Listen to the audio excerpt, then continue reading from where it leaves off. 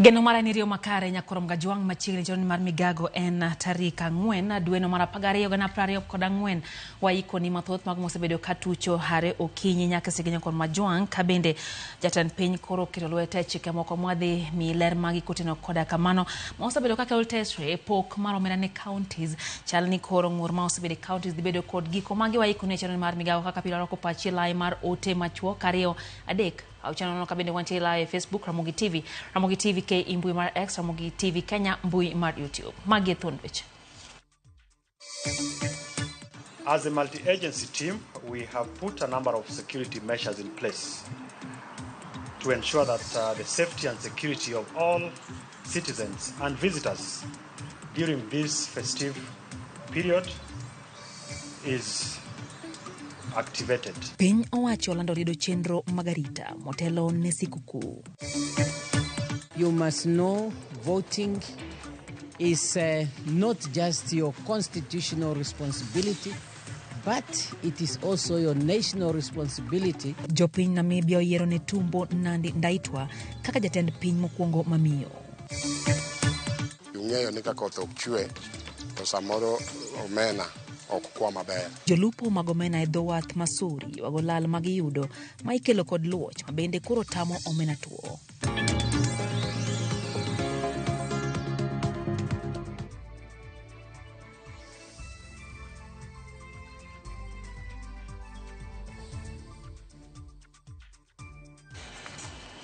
Machiegni nyakorom gajuang e chenro ni mar migago nyinga Lydia Okeyo. Jalup jatend piny Kenya Profesa Kithure Kindiki ojiwo tiyo kanyakla mar bede migepe mag piny owacho kata bed ne chike mapacho ka omiyo moko kuom bede migepe go thuolo mar tiyo kendgi giwegi kowacho ni achiel mar oganda kendo nywako tije mapacho ka biro tero piny Kenya mabor kendo biro neno ne piny Kenya ogoyo ndamo mowinjore mag dongruok. Okwa apisas mag piny owacho mondo mi hore lwedo eno ni chenro duto mag piny owacho odhi yo makare. Magi owache kinde mano otele nyasi mar ketayanga chenro mag apis Jamin Buche mabiro tayo apisno kuom higni 4 mabiro.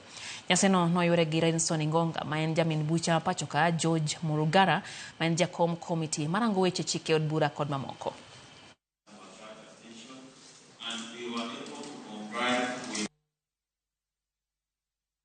I am confident that if the ODPP faithfully and fully implements this strategic plan and secures the delivery of high-quality prosecution services to the citizens of Kenya in line with its people-centered approach to prosecution, then nothing will hinder this office from its aspirations. It is important that these institutions work collaboratively with other arms of government and other institutions because no single institution can deliver without the support of each other.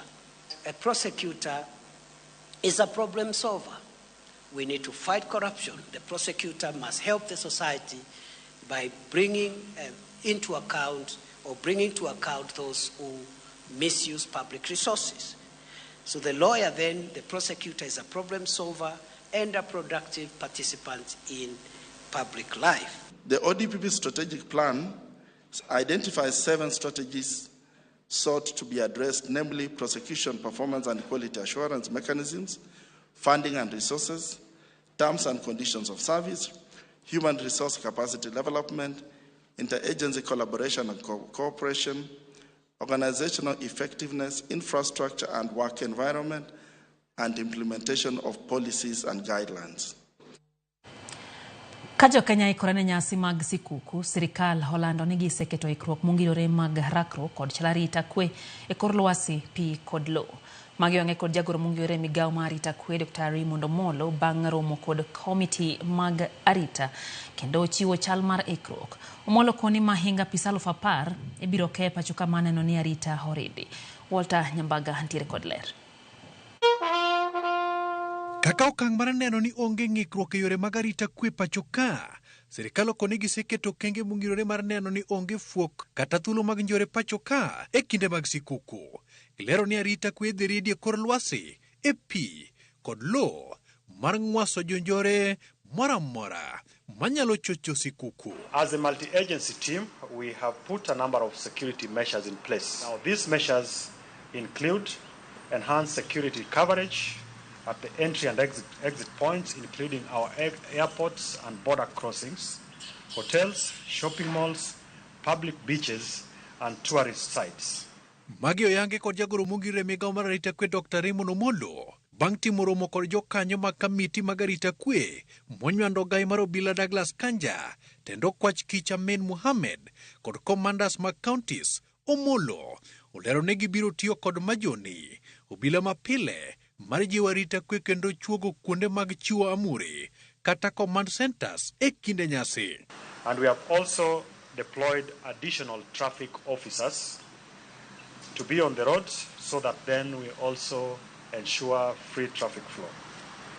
In terms of operational coordination, we are activating the National Multi-Agency Command Center at the Langata Barracks to be supported by the regional multi-agency command centers as well as the county multi-agency command centers, which will comprise officers from all the services that I've mentioned, notably the Kenya Defence Forces, the National Police Service, the Kenya Prison Service, the Kenya Wildlife Service, the Kenya Forestry Service, the Kenya Coast Guard Service, the National Government Administration Officers. Jo Kenya bende ojiw mondo ochwal lipot mag njore kendo bedo motang' ka gichiwo sem mager ne jokuoge mateko geche, ulethe mamecho kokalo e mbui, jogo ma uso ndiwo kata kwong ma ok opwodhi, to kod yedhe mamero ji. Siem bende ogol ne jok matiyo kod rowere e yo maricho. And in the spirit of community policing, we call upon the general public to report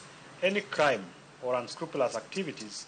The National Police Service and the National Alcohol Control Committee to activate nationwide crackdown on drugs and illicit booze. Kata kamano, penjo mathoth en ni ka bende kwan mag apisas mag arita kwe bende nitiere pacho kamoromo kolore kod chenro mag ndiko bila ni mar mago manie yweyo ge sani oluonge tich mapiyo ne chenro ne. All the multi-agency command centers to be manned on a 24-hour basis, and this means that all the officers that have been deployed, the 10,000 plus, are directed to resume duty with immediate effect. Walter Nyambaga, Ramogi TV, Nairobi. Jatend migao mar pi Eric Muga oyawo ayanga kar kuoyo pi mabaringo maromo ekas 168 madhi konyo chwalo chenro mag dongruok e kind od buche ariyo ma kaunti mabaringo.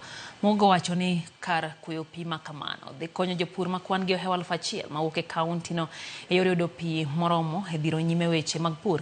Eno ni chiemo obedo mathoth e pacho kae. Jotelo moteno jatend migao no okwa oganda makono mondo ti kanyakla ne onegi chwalo weche mag dongruoge bende giwacho ni chenro ni dhi kelo yot e kind jopur makono.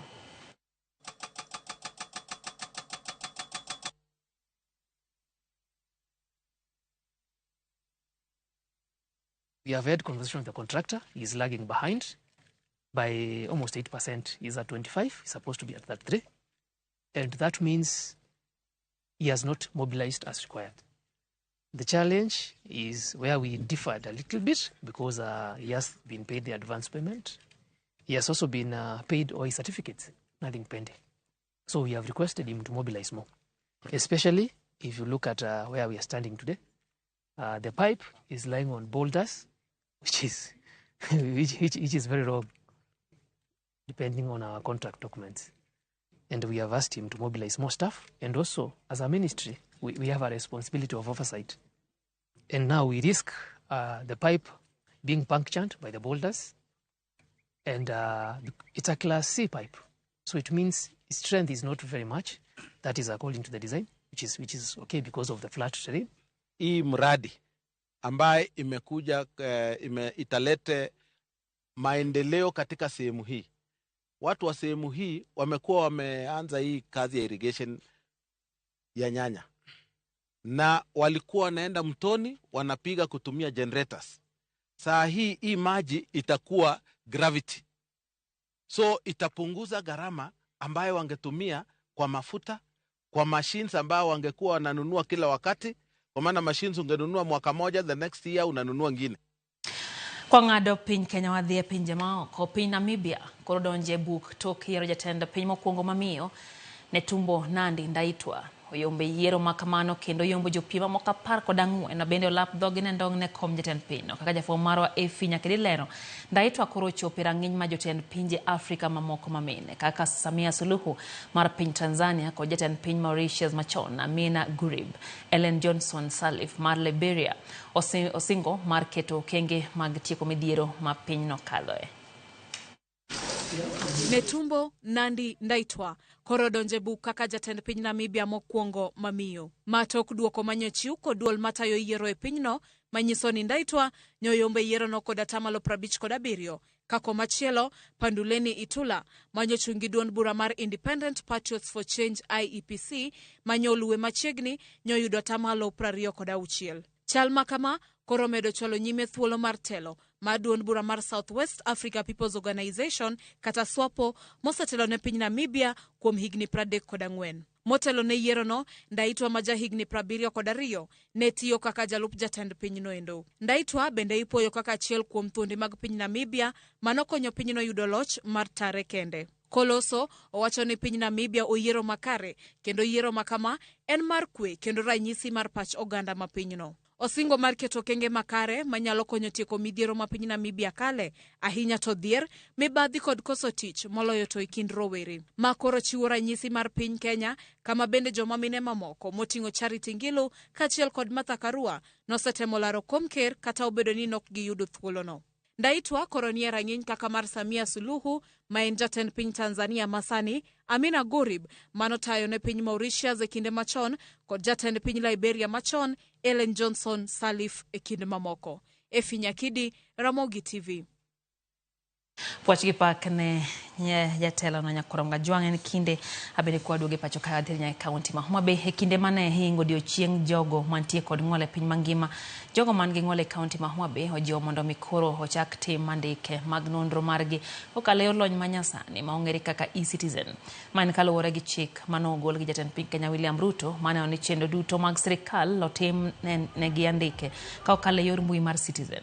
E nyasi mar hingo odiochieng' jogo mantie kod ng'ol mano obagi skund jopuonjre man kod ng'ol ma Nyaburi e kar chung' od bura ma Karachuonyo.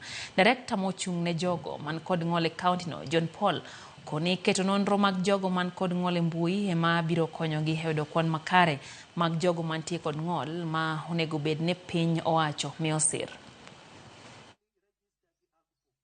Tibedo ng'ano mong'ol niko certificate mag puonj mi thuolo mondo iyud chances mag tenders molandi county kata national government. Thoth jowa man gi disability poko wuok oko mondo mi register. Wawinjo maber. Wuoguru oko, watim registration, wabed gi card mondo mi wabed identified as persons with disability. Sawa. Kiki wuok kaka wuono kapoko timni assessment. Ket assessment ni ema bro konyi mondo mi iyud card mar disability minyalo konyori godo kochopo kuom weche mopogore. Sani waloso agpo kisebedo go to inyalo register kambi mamari owuon makata koro sani wanyalo dhi kawo tenda e county ka timiyowa, wadhi kawo tenda e national government timiyowa. Jomong'ol wetena, an nathuth kian kendo nagora gi ji matek. Kendo anyalo paro chieng' moro ni wan Nyaburi ka notama wuoyo to nacho nawuoyo gi thuon. Wuoyo gi thuon no nomiyo kawuono antie e county government. Jolupo mag omena dhowath Masuri ywago lal magiyudo ma ikelo kod luoch mabende koro tamo omena tuo e kindeni mabende giwacho ni kwan omena osedok piny e nam Lolwe. Jolupo gi kotele gi jakom dhowath Masuri Hesbon Ouko wacho ni jolupo mag omena sani winjo matek. Giwacho ni ber ka piny owacho konyo gi yudo masin matuoyo omena mabende nyalo reso gi e kinde luoch. Jolupo gi wacho ni dok piny mar omena nyalo bedo ni biro kaluwore kod lokruok ma kolo lwasi kod medruok ma kwan jolupo mag omena e nam Lolwe. Dhowath Masuri nyaka sani nitiere kod yedhi maluwo omena maromo 120. wasebet kwa wacho wach mar dryer system to pod ok wayudo. Adieri makende ni ne jo county through organization moro no biro timo piloting project. It is here with us here. To ok onyal sustain omena nikech yieth omena mantie ka are 120 something boats, over 100 boats maluwo omena. Koro pek ne gima no keti ni mondo o chal gima tuo omena. Macha nyalo tuo traf achiel, are mamano is very low. Onge gima nyalo timo kata achiel. Medruok nitiere ahinya mar yiedhi ka achiel ji be omedo nyuolre, omiyo rech odok piny kaluwore kaka nwapime ndalo mokalo. Kaka oranyisi kuom yie achiel mane dhi nam, to ne nyalo yudo ka seche moko ka en omena, to omena nyalo donjo kata trefe 10 gi wiye, 20 gi wiye. To sani nyalo yudo ka odonjo mana tabla ma seche moko ok nyal konyo. Kodonjo tabla kata beach to demand to ni malo. Iyudo ka fulu sani ni malo maingo omena to chiche to koro onge. Omena osebedo ka onge madhi madweche 2 mangima, to fulu osebedo ka biro. Fulu samoro biro mang'eny ma kata joma ka onge. Ung'eyo ni ka koth ok chwe to samoro omena ok kwa maber. Jodak ma Kapuothe Kisumu Central ywak ni kata bed ni sirikal ma kaunti no nyocha ogolo singo mar yawo aora ma Nyamasaria mosebedo ka kelo midhiero mar ohula mosedaro oganda mathoth to nyaka sani onge gima osetimore manyalo konyo geng'o masira ma kamano. Jodak go medo ywak ne tend kaunti ma Kisumu mondo wuog oko piyo kaka nyalre mar konyogi ka bende gikwayo sirikal mondo chiwnegi kony mar kaka ginyalo dak e kuonde jot kaka Nanga Primary magisebedo e chakre ne gidare miechgi. Matimore sama jokor lwasi to medo yango ni koth maburore pod biro medo dhi nyime chwe pacho kae.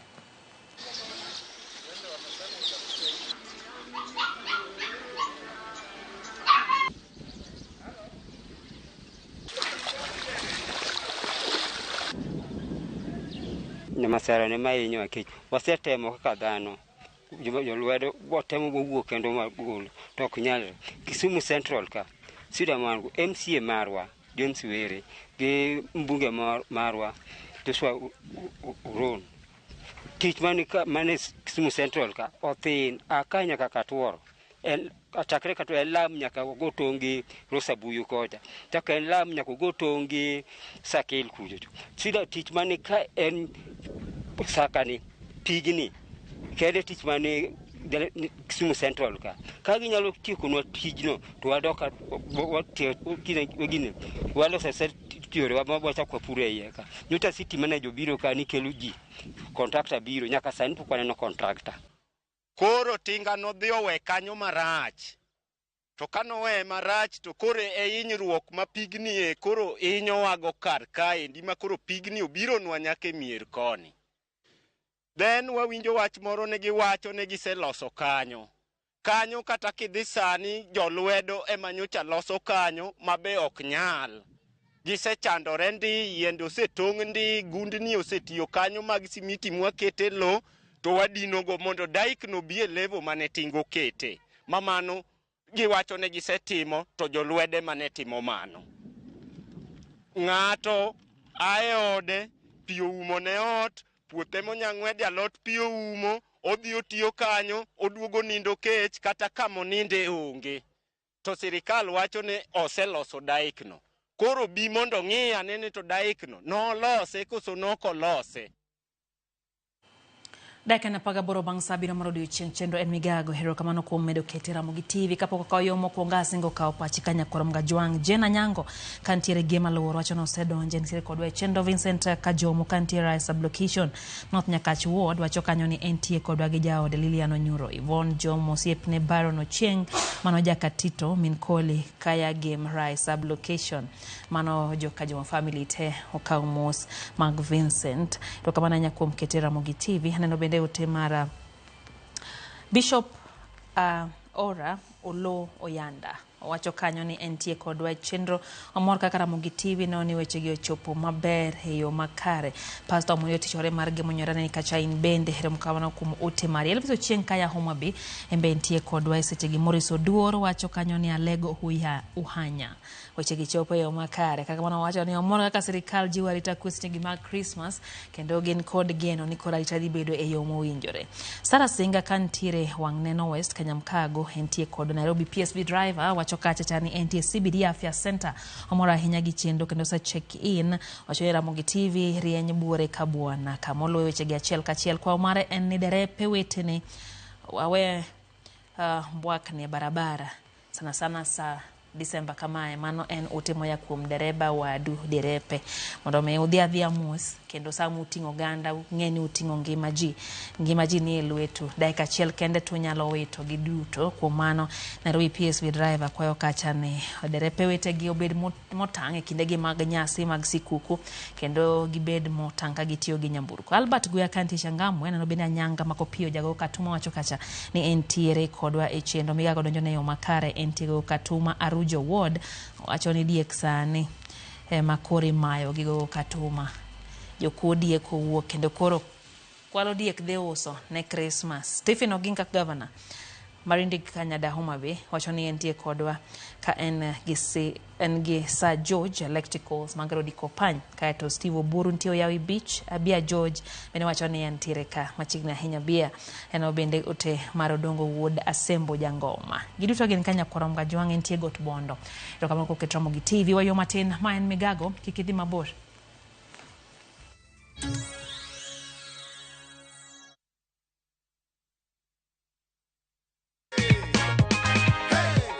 Ulikuwa unafanya nini wakati ulipigiwa simu? Nilikuwa tu job zangu za kawaida, nikapigiwa simu. Ma 1212 hapa Nairobi. Yes. Kwanza shikilia goodie bag yako. Alafu shikilia check yako pia. This is your check of 50,000 shillings. Hakikisha jina imespeliwa vizuri. William Mudhui. Bahati iliyoje people. Niko na wife wako kwa nyumba, sasa ana kitu anafanya na plan kumwekea tu kabizina na hiyo pesa.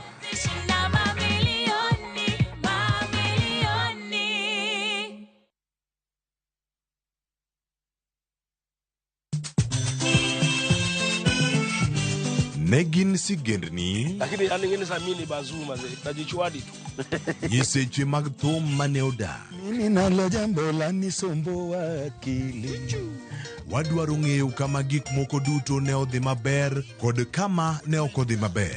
Olene ni chiega to jonyuol ne jolemo kabisa ko ni oke dwan japo monyo miargi koro no bimo maya olega ng'e wende weche mopondo kod chiwruok mane omiyo gibedo jothumbewa. Atemo kano sigana mag joluo. Gene chakruok mar gimoro nyaka bed ga gi gikone. Safar ma wan go mar music mar thum en safar mabor. Riwri kod Solomon Atito Kafaya e chenro mar ng'e jothumbewa. Tich Abich, Sari Okinyi, kik bai.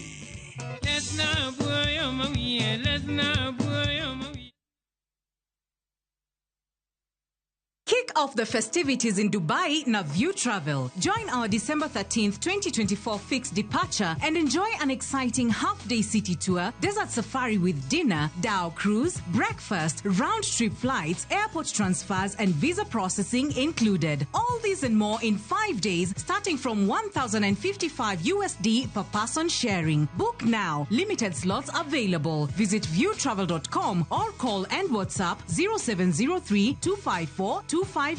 View Travel. Dream. Explore. Discover.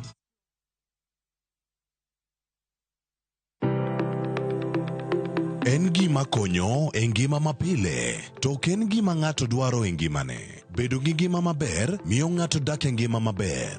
Kapok achopo kama dhi osiptal mamiya yath, ang'o manyalo timo. Riwri gi Ruth Otieno e penj laktar. Ka wakelo ni paro mag jolony, paro mag reso ngima ji, kod sigendni majiwo ji. Sickle cell en tuo mawuok kuom jonyuol.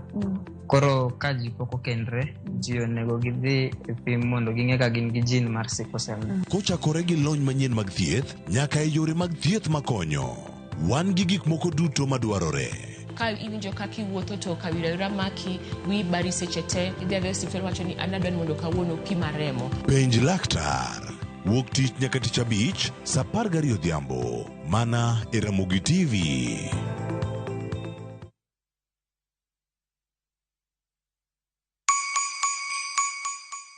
This holiday season, Citizen Duka na Quickmart tunakuletea mama mpenzi basket na deals kibao. Isitoshe, sasa unachagua kile unataka kurusha kwa basket yako. Zote kwa discount nono. Imagine sugar 2 kgs at 269 from 279. Chapati flour 2 kgs at 139 from 169. Cooking oil 3 liters at 899 from 1060. Basmati rice 2 kg at 699 from 767. 4-pack tissue white at 159 from 186. Bar soap 800 grams at 159 from 200. Dial *487*5# to select your item and buy straight from your phone. Once you receive your code, pick up your shopping from any Quickmart supermarket near you.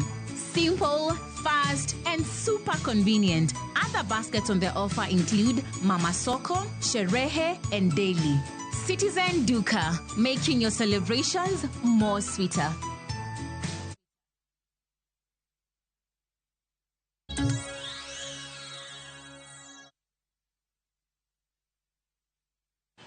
Machiegni kero nyakon mga jwanga chenro en Migago wadhi mbele gi weche manyien.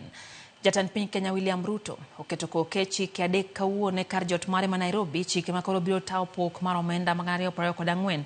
Chike mabiro tayo chudo mar omenda e mwandu mag counties, motese ni National Rating Bill 2022 kod chike mag pi kata Water Amendment Bill 2024. Chike mag pok mag omenda 2024 chiwo ne counties omenda maromo siling bilion 387 ikome na 2024-2025. Motelo ne mano, noket siling bilion 400 ne counties kabange noket lokruok bang ne wito ko paro mar chik mar omenda mag 2024. Od bura gi Senate osebedo kayuare ewi kwan mar omenda ma owinjo bed ni ioro ne counties ka gikone to koro ne gichopo e winjruok. Chik mar pi biro konyo e nyawo dongruoge ma itimo gi piny owacho mamalo mano ni pi moromo obedo e pacho kae.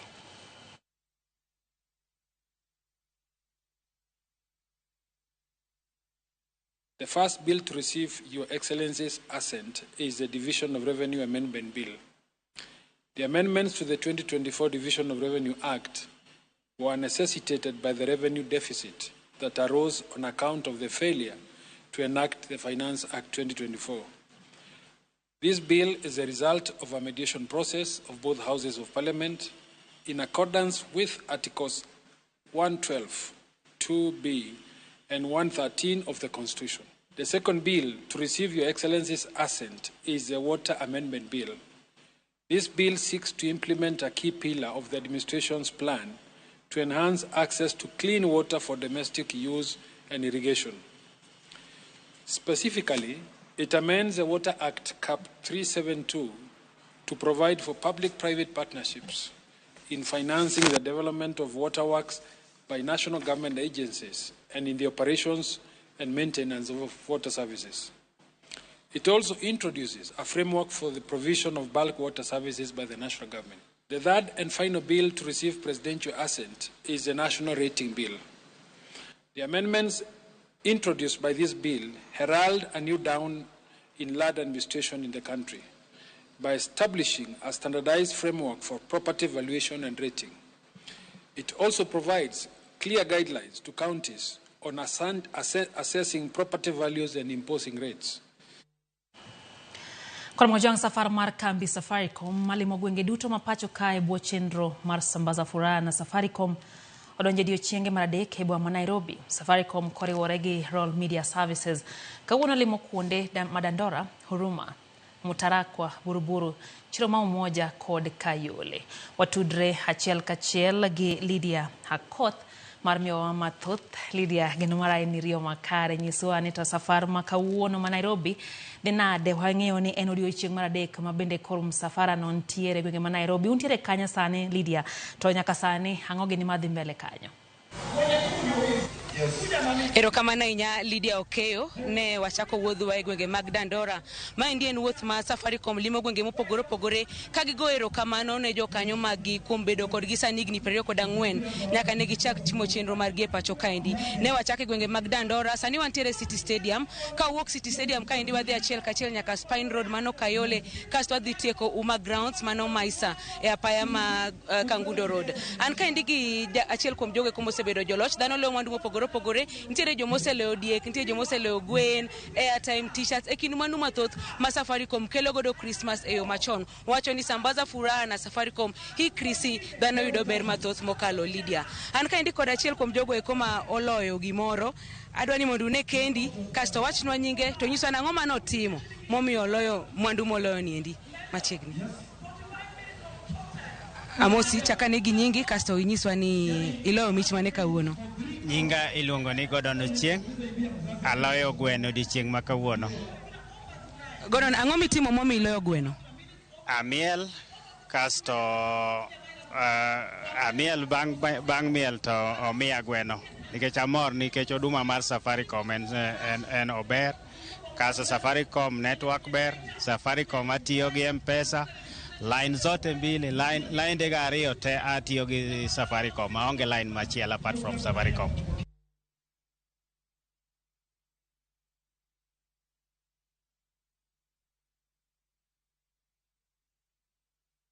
Adhi tede mana sani?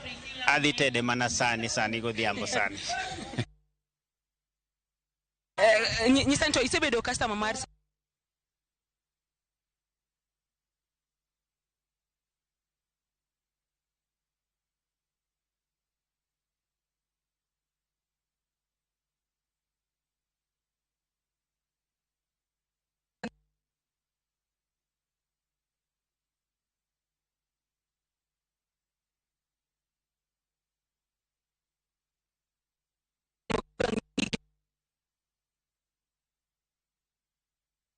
Yogi kambi mar Safaricom ashughulikia wach mar customers mondo customers obed jok moyieng kendo jok mamor. Koro kawuono kochakre wigni te kochakre wuok tich kendo tich mwatimo Nairobi ka en ni watemo mondo wachop ni customers magwa kuonde duto magintie Nairobi kaeri. Wadwa ni mondo wamor kanyakla ka wachomo koro Christmas osechopo. Giwacho ni Christmas ka mali. Christmas ochopo to wamiyo gi gik mabeyo. Wan gi gwen mwamiyo ji, ineno ko mi ng'ato gweno ka. Kendo wan gi diek mwamiyo ji, wan gi simbe wasemiyo ji ka. Wago erokamano nikech sani koro higni 24 chakre Safaricom ne chakre. To koro en morwa mar neno customers wa komor bende. Asto kendo kuro, kendo wawinjogi, watemo mondo wawinjgi. Nikech muhimu ahinya en ni customers wa gin wan. Customers wa gin wan seche duto. Kwa nyal dhi mbele maonge customers. Kopogore gi mich ma uchiwo, gin puonj mage ma uhingo wacho kinde gi eki mag Christmas ma unyiso nyikwaro Mogajwang' mondo ng'e kowuok Safaricom? Koro mokuongo to mamuhimu en ni wadwa ni mondo customer mora mora kama nitie gima waluongo ni jiulize. Wasefwenyo ni nitie matapeli kuondni mang'eny ma wuondore ni gin jo Safaricom. To gibiro gi wuondi gigochoni gikoni ing'e ni iyudo pesa marom kama tim kama. Koro wakoni ni in kaka customer mamarwa. Kiyudo simu machalo kamano, kuongi ng'e ni simu nieri ma yudo nieri en mar Safaricom adier kose en mar tapeli. Koro emomiyo wadwaro ni seche duto ka ogochini to nyaka ibed makini ahinya mondo ing'e nang'o ni ng'ama gochoni noero ok en jamiriambo ama en jamibadhi madwa mana mayi. Iwinjo? Koro ber kung'iyo website magwa seche duto to uyudo learnings go ni kanyo waketo gi kanyo duto. Samori nyalo nyiso gini namba ma Safaricom gochone godo ji en mane? To Safaricom gochone ji mana gi namba diwa achiel en 0722000. Mane namba ma Safaricom gochogo seche duto. Erokamano ahinya nyakoro Mogajwang', kaka iwinjo noendo achiel kuom gigo ma itimo e road shows gieki en miyo nyikwara Mogajwang' puonj ewi kaka ginyalo ng'eyo jogo eko ma samoro nyalo dwaro mayogi ka rendore ni gin jogo eko mogo sim ka Safaricom. Samoro ng'ato nyalo yudo message, ng'ato nyisi ni iloyo gimoro. Ji ma kamaendi gin chenro magi ma Safaricom oketo mondo ugeng' mondo kuoma kama kik bedi. Ka ng'ato yudo message no loyo gimoro, mimi wacho ni nyaka koro ijiulize. Nyaka ijiulize ingeni yawa. Simu ni wako Safaricom koso wako mtapeli moko mantie prison kata ngato no beda nigi some information to chako wuondi ni en Safaricom. Koro nyaka wabed makini kabisa. So we say ni jiulize, is this ngini kwa Safaricom koso kwa mjatapeli. Ya koro nyaka bed makini. Ko adhe musimu mar safari mar Christmas ni. Magingega kwalo ji sawa. Koro ibedhi yomondi ngiri ni yawa. Kapok imakosimu kata kapok itimo gimora mora. Kuongingi to nitie namba mar Safaricom 07 22 mana kaka konicha 0722000000 makigoyo kata ko gochi ni gotingeni mano aswa mano en Safaricom. Ero kamano nyaja ber koro ka wawuok kaendi nyiso ane kuma wadhiye mondo koro nyikware Mugajong mantiere gwengego eko mondo bi machiegni. Na wachako gi Dandora to ne wan gi chenro mar dhi Huruma. Koro na waneno ni wakalka City Stadium basto bange wabro dhi kuro ero kendo wabro launch san wantie dukni mwa launch mondo wachop ni jowa kik bed ni ngato wuok Dandora dhi town. Koro wakelo dukni go eko machiegni mondo customers wa oyudo huduma ma owinjo beni giduku cho giyudo e dukni mwakelo machiegni go eko. Koro kwa aka to kwa wuoka to kendo wadhi kama chielo Huruma to kwa tieko kendo wadhi kama chielo. Koro wabo bedo kwa nyiso kaka wadhi. Ero kamano nyanya koro Mugajong kaka iwinjo no endo nyasi mar sambaza furaha na Safaricom pod dhi nyime. Sani wantiere City Stadium ka wawuok kaendi wadhi Spine Road mano yudore Kayole, ka wawuok Kayole to watieke gwenge mag Uma Grounds ma yudore opposite Maisa Kangundo nyanya koro Mugajong. En mana wuoth ma Safaricom go ero kamano ne johera margi. Dhano loyo simbe, dhano loyo diek, dhano loyo gwen gi mwandu mathoth. Omiyo kiwinjo ni Ramogi FM chiegni chopo kanyo, kiwinjo ni Ramogi TV chiegni chopo kanyo, kiwinjo ni Safaricom gi Royal Media Services mangi machiegni chopo kama intie, wogoko inyalo bedo jaloch mar mwandu. Lydia okang'eyo ka in gi penjo moro amora. Aonge penjo kama ko report no mane mbakara kamano ndugu chatinyis ni mano ne gwend Christmas okiko yange sani. Orit go Chris. Kiko chare chuth. Ero kamana nya Lydia ko report no. Nyakoro Mugajong wano kanyo Lydia Kot jafo marwa mabende miwala koten record safar mar sambaza furaha na Safaricom kama intiere gibro chope kane pok gichopo gibro chopo to geno mara ene gisechopo kendi seri record. Rumbi malit gikuyo okwako laro mar osiptal ma Muhaya sub county kawede kod osiepe ochopo kanyo maneno ringre ji ariyo ma achiel kuom gi nyathi manyotho bang' chamo ochele kod oganda ma chich goni notimo kwiri kanisa mar PAG e gwenge ma Luanda county ma Vihiga chieng' Jumapil. Ji 58 pod yudo thieth e osiptal okariyo kuom gitongi magi pod ni kamarach. Kaluwore gi laktar matiyo osiptal Benjamin Onduso, chiemo mane odong' osepim kendo irito duoko mar fwenyo kwiri manyalo bedo ni nentiere iye. Jotelo ma kanisa mar PAG okwajo kanisa mondo mi obed mos seche ma koro nonro pod dhi nyime. Hakuna tu kidogo, sikula mingi. Ndio sasa tumbo inakata, kuhara na kutapika. Kienda kuhara unahara damu na kutapika na kichwa inagonga. Mimi kuja hapa asubuhi nakutana na mtoto yangu kwa keti akilia. Namuuliza ni nini? Ananiambia mchukuu yako aono tiara amewaka dunia. Nikikimbia kuona mtoto yangu mwingine msichana amelala hapo. Wachukuu wangu watatu wamelala hapo. Mmoja ako mahututi sana kijana. Nimepoteza mtoto wa ndugu yangu, anasoma Emuondo Primary, alikufa asubuhi tu leo saa hii, alikufa kitu kama saa 2. Akaendesha mpaka usiku mzima ameendesha akitapika. So wakati imefika asubuhi, mimi kwenda Luanda naambiwa ndugu yako hali mbaya. Tunaomba serikali yetu wakuje wafanye uchunguzi kabisa na tujue chanzo cha hii tatizo kutendeka. Ila shida ni kwamba hiki chakula kilipikwa na mtu mmoja. Chakula hii haikupikwa hata na watu wa kanisa. At about 11 they started coming in more numbers, so we spent the whole afternoon receiving patients. By today we have a total of 46 who are in the ward. 2 unfortunately succumbed. Sisi kama kanisa tumesimama pamoja na tunazidi kuombea familia hizo, na pia wale ambao wangali wanaendelea na matibabu tunawaombea afueni ya haraka. Serikalo ya chenro mar kuo yath mar riembo winye puothe mag ngano ka itiyo gi masinde ma huyo e yamo. Chenro ni geto gayo winy ma osebedo ka ketho cham kendo medo midhiero mar nok mar chiemo ma pacho kae. Kolose kinde ya chenro no e kaunti ma Narok, jagoro mongere migawo mar jopur Paul Rono ko kembe mag rego mondo mi ochul jopur gopegi mondo mi giyud kaka gi ikore ne pur masa machon. Osingo ne sirikal bende biro konyo chulo gopego. Komedo ni ber ka sirikand counties kod piny owacho mamalo tiyo kanyakla mane onego chul gope mag jopur ma kembego nigo. So then I come here, I set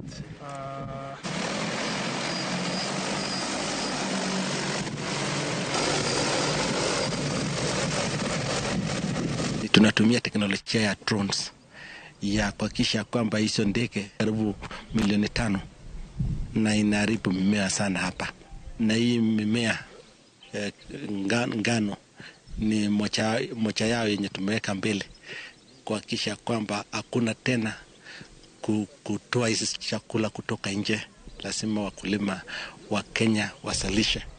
So siku ya leo tumeweka hii mpango na itaendelea kwa siku 5. Ningependa kuwajulisha wakulima ya ngano sasa waanze kupanda ngano. Hasara yenye wakulima wa Narok wanapata kwa siku moja, kwa sababu ndege inakula karibu kilos 50,000 kila siku. Wiki 2 iliyopita iliweza kukontroliwa 2,000,000, lakini kwa sababu ya mvua mingi haikuweza kukufa yote. Lakini kwa sababu leo ninaona climate iko mzuri kabisa na nini dawa ya kutosha, tunajua kwamba Mungu atatuwezesha, tutaenda kucontrol kabisa. Pengi makawuono hingo odiochieng' rango ratiro mar ji manigi ng'ol en odiochieng' moyangi odiochieng'no manyoro kendo rango kenge ma osego e bero ngimagi. Pacho kae jo Kenya mantiere kod ng'ol yudo midhiero mopogore opogore kinde ma gimanyo tich, bende githoro kale akweda ma seche moko tamogi nyaka yudo tich kata bed ni gin kod lony madwarore. E sigana makende molosna kod jafwambo mara Cynthia Onyango amenyo ni sigana ma Dickson Oyugi mosomo weche mag omenda kod kwano, to kata kamano pok obedo kod hawi mar yudo tich.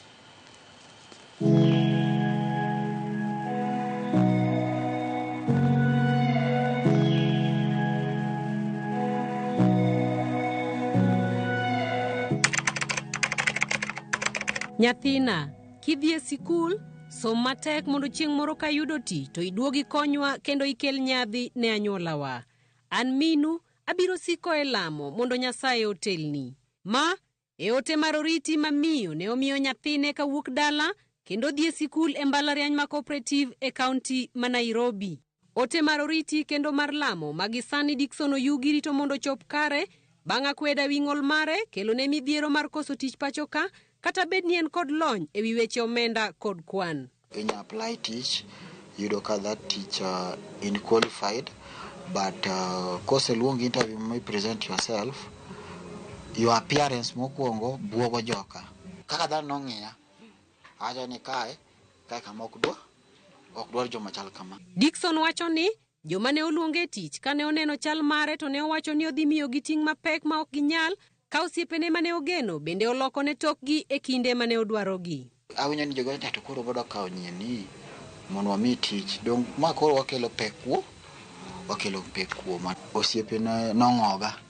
Katonge ne oromo liech, Dickson ne oparo gweth mar miyo e omenda moro maromo shillings 300 mane min gi omiye e kinde mane odhi chako sikul e som mbalariany. Pesa mane opogo kind min gi kod dhier. Ma emane obedo mise manyien mar ngima mane otiyogo e chako hala mar loso sabunde mag luoko mondo yud kaka okonyore bang' ng'ol mare tame yudo tich ma osomo. Kata bed ni paro makama bende keto e tim ok nobedo mayot, ne obedo mana jakinda. Nitie pesa moro mane madhiwa minwa miya.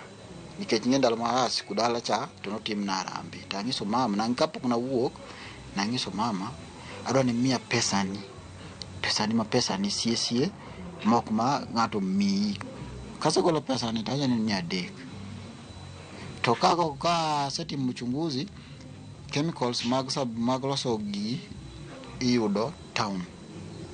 To town en fair ga itera jidhi gari. Chako kwani yaonge fair mar dhi. To en ang'o manokelo ng'ol mar Dickson? Babwa oting'a gi ndiga. Ne wadhi e chiro. Ina kadala nitie yore matindo go. Koro yor mano aluwo ne notwe rombo e tie ndara. Koro nwakadho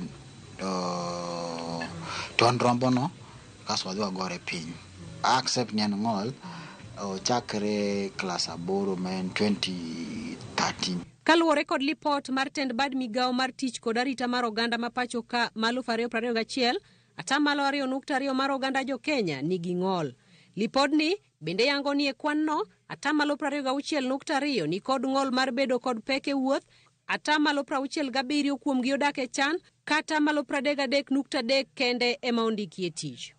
Lipodni bende yango ni atamalo 2.6 mar joma nigi ng'ol odak e gwenge, kata malo 1.4 odak e bombe.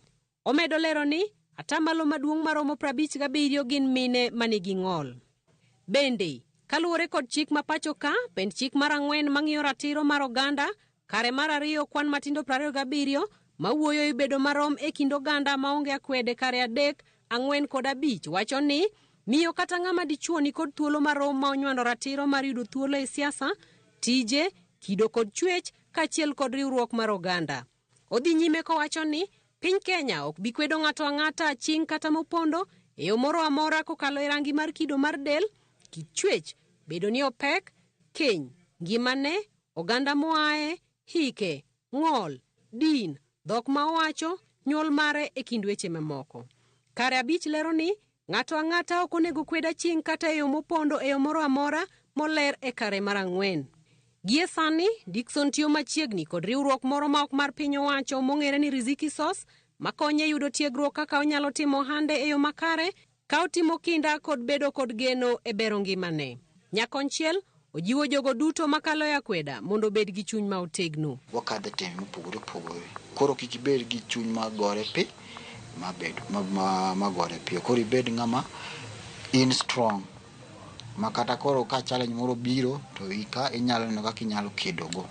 Tarik 3 dwe mar 12 ma Kenya riwre kod piny mangima e yango odiochieng' jogo ma ong'ol, Dickson Oyugi kwayo joma ong'ol mondo oherre giwegi kendo giti matek, ka nyakonchiel to kwayo sirikal ma pacho ka mondo ket chenro makare konyo jogo ma ong'ol. Cynthia Onyango, Ramogi TV.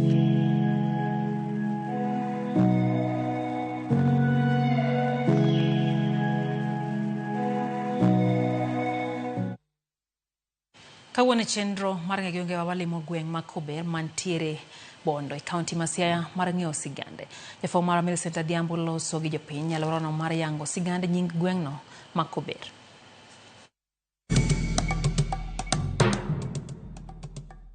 Nyakwaramogi Ajwang' machiegni kendo e telo machielo e chenoni mar ng'e gwengewa ka jumani kalapapla mar ng'e gwenge owuok e kaunti ma Kisumu ofuyo ma obiro piyo kendo e kaunti ma Siaya e gweng' kata center ma ong'ere kaka Kober mayudore e sub kaunti ma Bondo.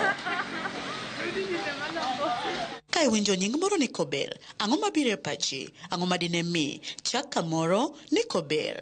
Mana kaka pile mokwongo wacho kod paro mopogore mag jogweng' kod johala e wi gino magiparo madine mi chak gweng' ni kata center ni Kober. Nying mar bar en kama otuo. Owuok from dholuo bar en dholuo ma nyiso kama otuo. Koro ne wachonwa ka chon nitie jaduong' moro manodak malo koni. Mane ochako chiro ni, momiyo nochaka ni bar Kober, iluongo ni Ober. Bar Kober ka wan wayudo ka iluongo ni bar Kober. Ne en kama bar ma obor gi nam. Kadongo ka winjo, ne nitie jaduong' ma iluongo ni Ober. Koro kane gero center ni, to notise gi nying jaduong' ma iluongo ni Ober no, omiyo nochake center iluongo center ni Ober, bar Kober. Bar Kober ni to ne en na center manoyier kanyo, to ne nitie jaduong' moro kanyo no Ober. Koro kaka center no bet bute, koro mano mi uluonge ni bar Kober. Paro mopogore ma jogweng' kod johala oselieko kotenore kod nying mar gweng' kata center ma Kober. We koro wawinjane na dieri ni koko mar wach ni kanye e wi kaka gweng'ni kata center ni ma Kober ne ochakore. An wawuoyo kodu ni abi nonyuola higa mar 1930 badongo ka. To koro mo higa mar 40 kod 3 to chiro ni ochakore. Sama ne chiro ni chakore ne tie kwara iluongo ni Ober, ne en dhano. En ne wadgo se mawuono pan kwara. Ne en miroka. Koro nohero weche mag tugo. Pap nitie kama duong' chionoko ka. Mane goyo opira. To ne ji yuore olengo. Ji ne ikanyo. Mobedo kamano nyaka chopo higa mar 42 noto. Kosetho koro wan mwadong'i. Koro gimomiyo iluonge ni Kober en opira no. Ne ji yuoro iluongo ka ni Kober, ne en dhano. Koro no ema nokelo nying mar Barkober. Pas koro nobedo kamano wabet nyaka chopo kama koro ne piny pogore. Kogelo manyango makucha udong kucha. Wabende wabiro kod nying mar Kogelo koni. To Kober landore kod weche kata timbe mage. Weche ma landre ma kawo nying gweng'o mamoko en mana Goldie emwatie. Koro miyo olandore. Walandre mana ni Goldie ni. Nikech Goldie ne ema kwatimo to gimoro amora nyalo bet sawa. Gima timre malong'o to onge nene na kuma mar opira no. Ema nokele kod kudulengo no. Ema nokelo nying mar Ober no. Koro Ober ne ema ne choko ji. Jial game to jia sembo to jia sakwaka to jibiro ika. Ema nokelo nying mar Barkober. Ka ongewa kaka joma tiyo Goldie, ng'enyne tij Goldie mitiyo ka. To bende nitie dongruoge ma senta kata gweng'ni ma Kober osenyuolo. Goldie ni mosemiyo ji ni malo. Ji nyalo gedo kodgi, puonjo kodgi nyithindo. Koro kamano. Sani aneno ni gweng'ni ber nikech chon kana donjo ka kata nyithindo ne ok nyadhi skul maber. Lakini nyaka ne koro wamak wach Goldie ni motegno. Nyithiwa nyalo somo kendo kata wan wawegi wanyalo nyiewo achiel ariyo mwadwaro. Kana donjo ka procho gariyo, klinik na nyalo dhi mana Bondo. To kaka koro ne piny ochiew, nomiyo koro wan gi Mawere dispensary, wan gi Nyang'oma dispensary, koro aneno ni bet kochiew. Stima ni waonge go to kata sani miere moko nigi stima moko onge go. Dongruoge mwaneno achiel adek machon ne onge ka yor kor modo kor kapuru kaka mag sunflowers kaachiel kod mining. Sani wanyalo wacho barabara ni ne onge, stima chon ne onge kaka, kod chiro nokelnwa taya. Jo kaunti nokelo taya chon ne onge kaka. Kochakre higa mar 43 kasewacho, ema ne chiro ni ochakore. Onge dongruok koro manobetie. Nyaka nyochopo kama koro ndara maratengni obiro. Ndalo manye gere ndara maratengni ema koro gedo muneno ni obire kendo chakre koro jogeng' obiro koro igere. To kata obedo ni Kober osenyuolo dongruoge achiel ariyo adek, rem mage ma pod nitie ma kokele alworani to Kober biro dongore machal kod senta kata gwenge mamoko. Kwayo ma wan godo to pi ema chandoga ahinya. Anyalo kwayo sirkal mondo oywanwa pi mondo wabed gi pi machiegni made maler mwanyalo modho. An kwayo makwayo ni sirkal en mana pi gi stima nikech wan gi River Yala ka. To River Yala chido ting'o nyaka jomotho koro ok wanyal modhe, wanyalo mana kata tedogo kata luoko. To pi mimodho maler to waonge go. Kwayo ma wagombo ni wayudo investors manyalo invest nwa gweng'wa ni mondo mi dongruok omed bede. Waremo security. Kechien kanyo osebedo ka nitie incidents moko mag duka yeturo, jok ma bedo attacked e ora mwalo ka gi stima chandowa sana. Sama tin stima olal, sama tin stima. Kok ngeni wan tijwa gi welding, tije mag simo gi. All depend 100% si. Koro ka gigo onge, kaka watimo onge. Alafu chiro be wadwa no gernwa. Chiro mon uso mane koth. Kaka koro sani neno ka koth chweni. Chuni ni fundo gigi te. Ikelo itere ot. Ok wanyal uso ka koth chwe.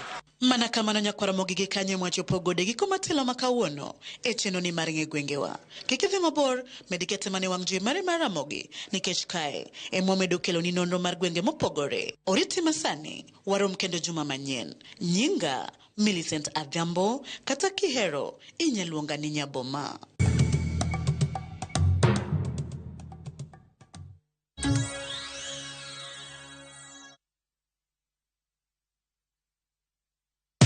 Virtual games za Shabiki zina make